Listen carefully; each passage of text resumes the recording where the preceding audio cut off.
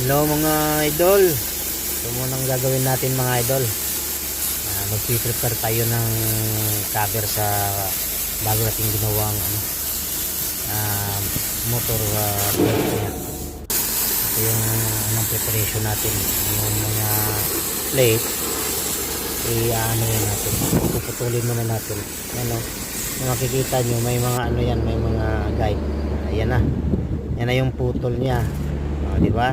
Tapos gagawin natin ganyan para yung bend ng ikot ng plate niya makukuha natin. Ganyan na. Yan na yung pattern natin para nagawa tayo. At ito na ang nagawa natin mga idol. Nakaporma na siya parang gitara. Di ba mga idol? Tingnan mo natin at ilalagay na natin. Yan, kinabukasan ilalagay natin. Isa-isa natin dahil i-bolted din mga idol i-bolted.